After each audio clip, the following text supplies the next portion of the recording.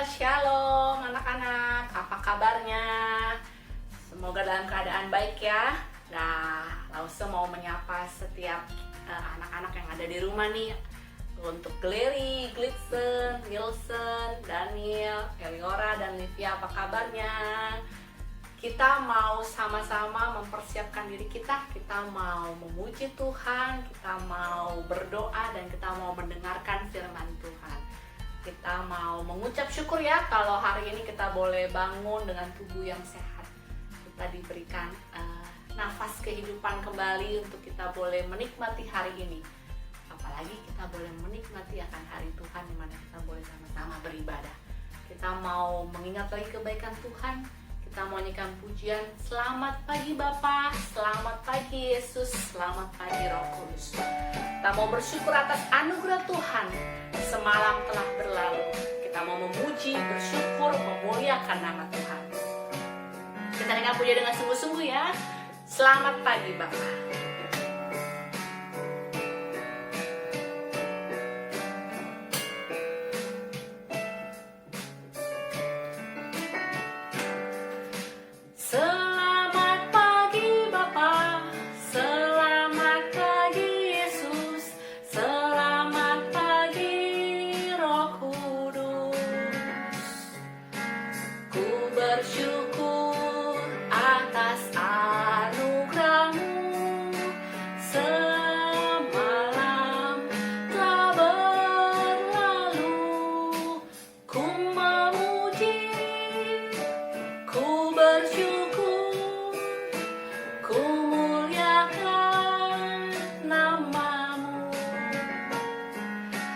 Allah Bapa, Putra, Roh Kudus, terima kasih. Selamat pagi Bapa, selamat pagi Bapa, selamat pagi Yesus, selamat pagi Roh Kudus.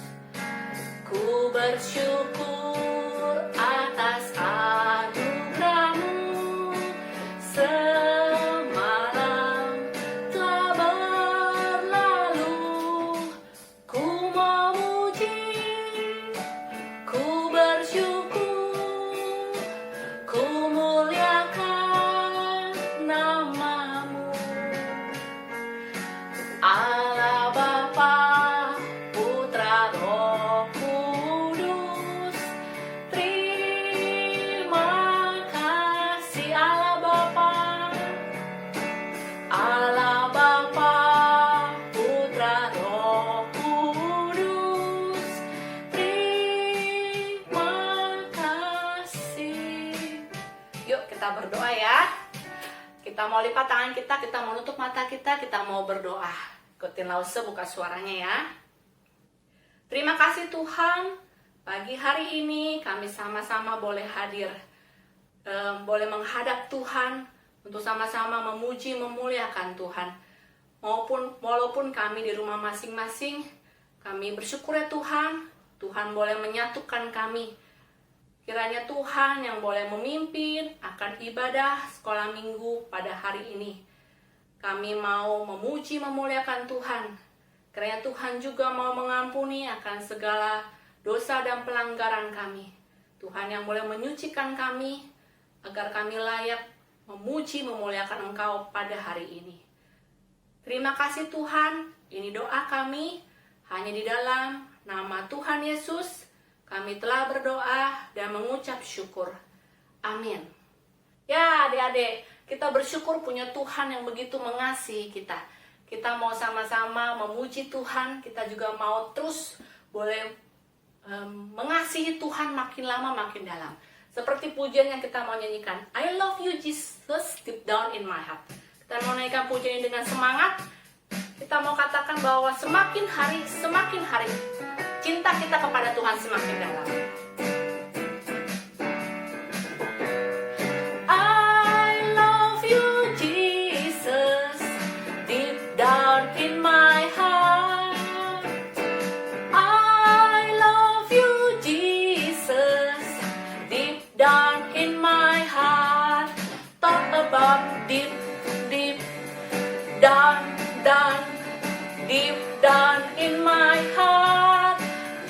above, deep, deep down, down, deep down in my heart. I love you, Jesus.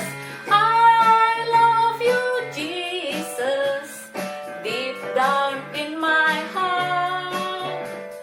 I love you, Jesus. Deep down in my heart. Talk about deep, deep down, down, deep down in my heart. Think about deep, deep down, down, deep down in my heart. Dan sekali kita akan puji ini dari awal dengan lebih semangat, kita katakan I love you Jesus. Semakin hari semakin dalam kita mau mencintai Tuhan. I love you Jesus. I love you Jesus. Deep down in my heart. I love you Jesus. Deep down in my heart. Talk about deep, deep down, down, deep down in my heart. Think about deep, deep down, down, deep down in my heart. Deep down in my heart. Deep down in my heart. Sekali lagi. Deep down in my heart. Ya, kita mau sama-sama mempersiapkan hati kita. Kita mau sama-sama merenungkan firman Tuhan. Nah, hari ini kita mau belajar bagaimana menjadi anak terang, ya. Dalam hal apa nih kita mau belajar hari ini menjadi anak terang? Kita sama-sama mau belajar menjadi anak terang. Kita yang sudah diselamatkan, menjadi anak-anak Tuhan yang sudah diselamatkan, harusnya kita boleh menunjukkan keselamatan itu di dalam hidup kita. Kita mau sama-sama mempersiapkan hati kita, kita mau mendengarkan firman Tuhan, renungan firman Tuhan, kita mau menyanyikan pujian Aku Anak Terang. Apa tugasku? Tugasku memberi terang. Saya akan pujian ini ya. Kita mau berdoa, biarlah pujian ini boleh menjadi komitmen kita, doa kita. Aku anak terang, tugasku memberi terang. Aku anak terang, Yesus yang selamatkanku. Aku anak terang, aku tak mau berdusta. Aku anak terang, taat yang Tuhan perintah. Terang di rumah, terang di sekolah, terang di gereja kemanapun ku pergi. Terang di rumah, terang di sekolah, terang di gereja kemanapun ku pergi. Anak terang, tugasku memberi terang. Aku anak terang, Yesus yang selamatkanku. Aku anak terang, aku tak mau berdusta. Aku anak terang, taat yang Tuhan perintah. Terang di rumah, terang di sekolah, terang di gereja kemanapun ku pergi. Terang di rumah, terang di sekolah, terang di gereja kemanapun ku pergi. Yuk kita berdoa dulu ya, sebelum kita mau merenungkan kebenaran firman Tuhan hari ini. Terima kasih Tuhan, hari ini kami boleh belajar lagi akan kebenaran firman-Mu.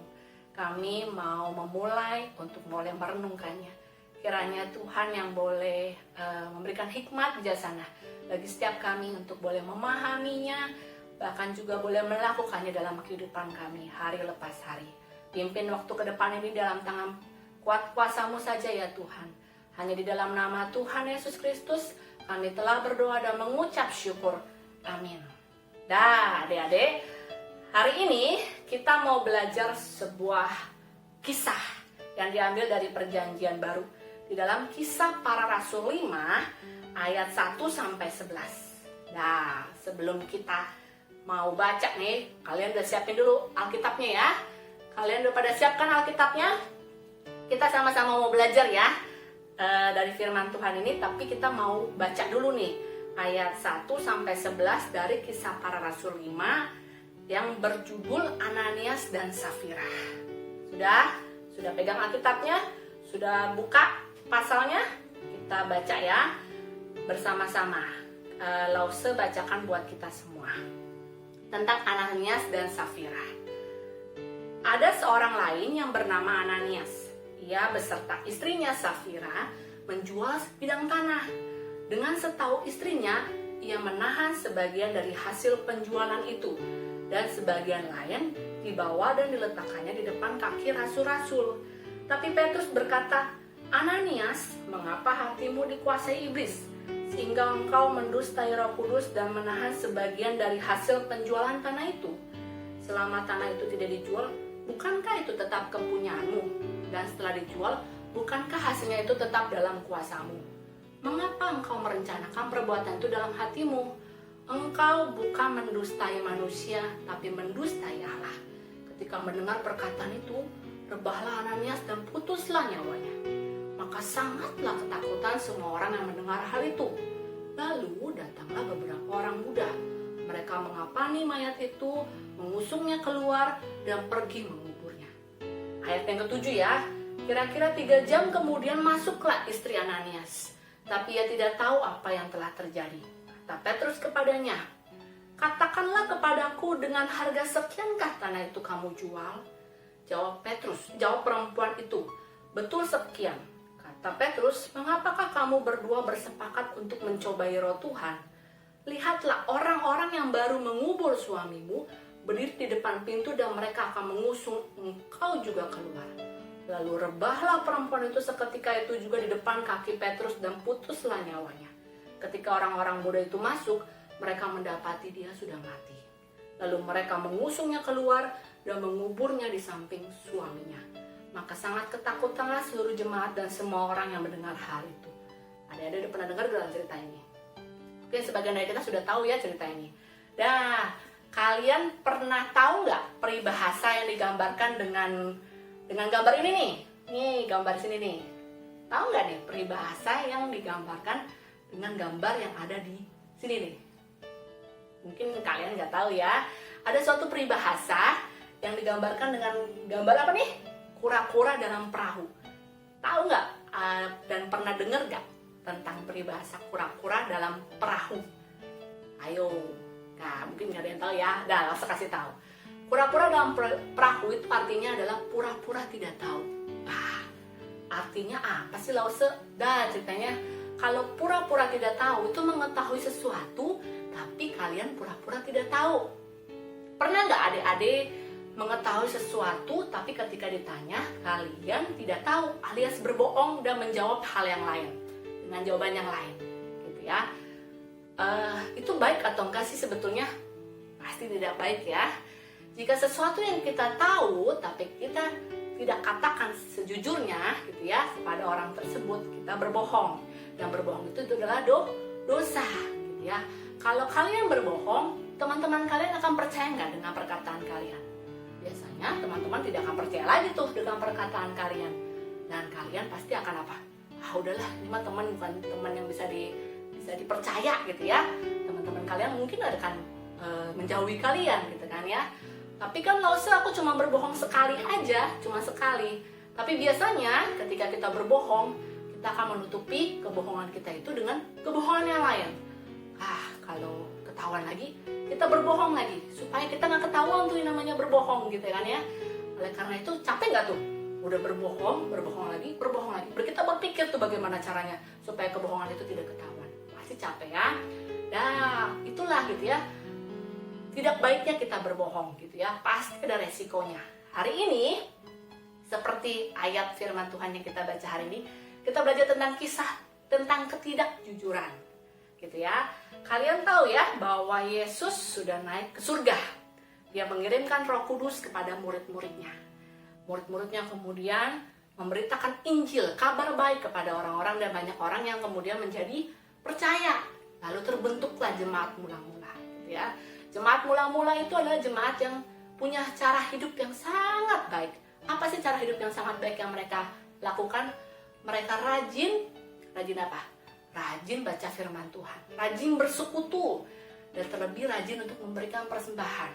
Bahkan di ayat Kisah Para Rasul 4 ayat 32, kalau kalian buka tuh ya, kita baca ya sama-sama ya. Kalau kalian buka, Kisah Para Rasul 4 ayat 32 dikatakan tentang cara hidup jemaat.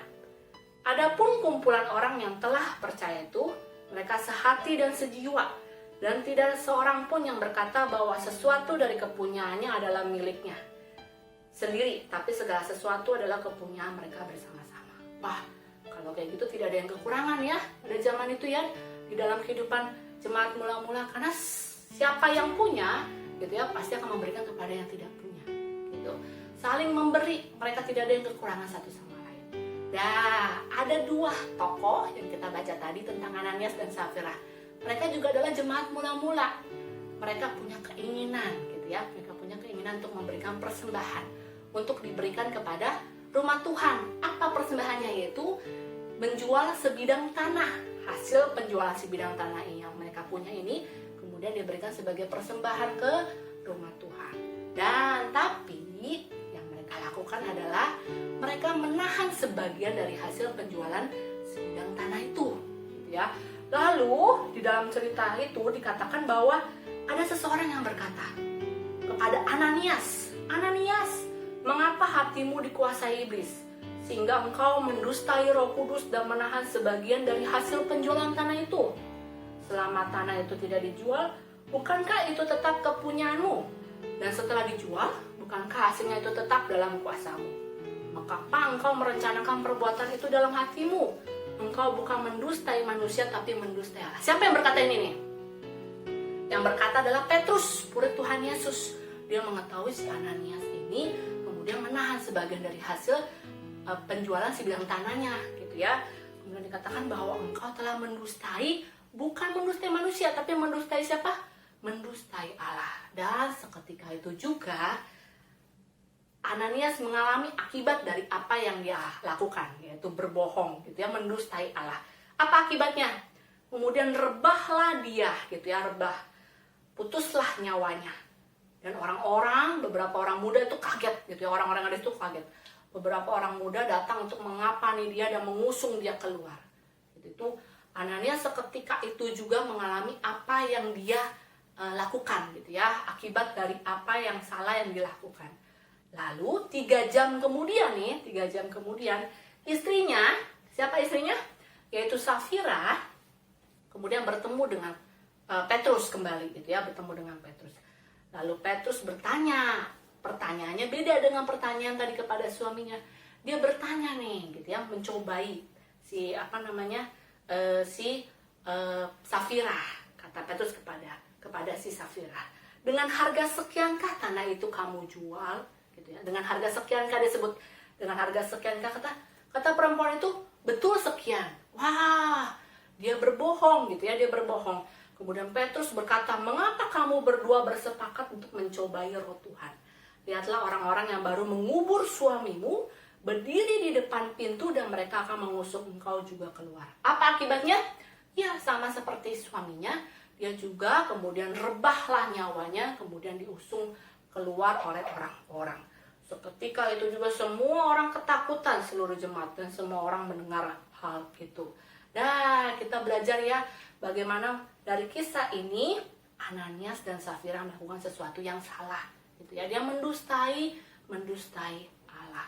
Dah, Paulus mau nanya, kalau kalian berbohong, mungkin papa kalian tidak tahu, orang lain mungkin tidak tahu, siapa? Kakak adik kalian mungkin tidak tahu kalau kalian berbohong gitu ya. Lalu siapa lagi? Teman-teman kalian mungkin tidak tahu kalau kalian berbohong. Kalian bisa menutup rapat tuh ya kebohongan kalian. Mungkin guru-guru kalian, lause-lause kalian tidak tahu bahwa kalian berbohong gitu ya. Tapi ada pribadi yang tahu segala hal, yaitu adalah Tuhan Yesus. Dia mengetahui, dia maha tahu bahwa kita berbohong. Mata Tuhan melihat apa yang kita perbuat. Pernah dengar lagu itu ya? Mata Tuhan melihat apa yang kita perbuat. Oleh karena itu harusnya kita belajar untuk menjadi anak-anak Tuhan, seperti pujian yang kita nyanyikan tadi. Aku anak terang. Biarlah hidup kita menunjukkan terang kita di dalam perkataan kita, yaitu kita mau belajar jadi anak-anak yang jujur, anak-anak yang berkata A, yaitu A gitu ya, berkata yang benar. Apa yang terjadi, ya itulah yang terjadi, kita katakan yang benar. Nah, hari ini kita mau belajar satu ayat hafalan dari Amsal 15 ayat 3. Kita buka yuk. Amsal 15 ayat 3. Amsal 15 ayat 3. Sudah ketemu? Kita sama-sama mau belajar ayat hafalan ini, kita hafalin. Ini biarlah terus mengiang-ngiang di dalam hati dan pikiran kita tentang kita harus menjadi anak-anak yang jujur. Karena apa? Karena di dalam Amsal 15 ayat 3 dikatakan mata Tuhan ada di segala tempat, mengawasi orang jahat dan orang baik. Kita baca sekali lagi ya. Amsal 15 ayat 3. Mata Tuhan ada di segala tempat, mengawasi orang jahat dan orang baik. Udah pada dihafal? Ya, semari baca, kita semari hafalin ya. Yang terakhir kita baca lagi ya. Amsal 15 ayat 3. Mata Tuhan ada di segala tempat, menguasai orang jahat dan orang baik ya. Allah Maha tahu, Allah Maha mengetahui segala hal yang kita lakukan, sekecil apapun gitu ya. Dia Maha tahu, mata Tuhan ada di segala tempat. Oleh karena itu, biarlah kita juga mau jadi anak-anak yang mau taat di dalam perkataan kita. Kita mau berkata yang jujur gitu ya, berkata yang jujur. Kita mau sama-sama, kita mau nyanyikan pujian ini. Biar pujian ini mengingatkan kalian bahwa kalian juga haruslah menjadi anak-anak yang kemudian menjauhi yang jahat gitu ya. Jangan berbuat jahat karena Tuhan melihat. Mata Tuhan melihat. Kita nyanyikan pujian ini ya. Biarlah firman Tuhan hari ini boleh terus kita ingat gitu ya. Mata Tuhan melihat apa yang kita perbuat, baik yang baik maupun yang jahat. Mata Tuhan melihat apa yang kita perbuat, baik yang baik maupun yang jahat.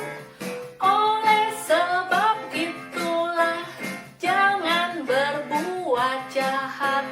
Tuhan melihat, mata Tuhan melihat apa yang kita perbuat, baik yang baik maupun yang jahat. Oleh sebab itulah jangan berbuat jahat.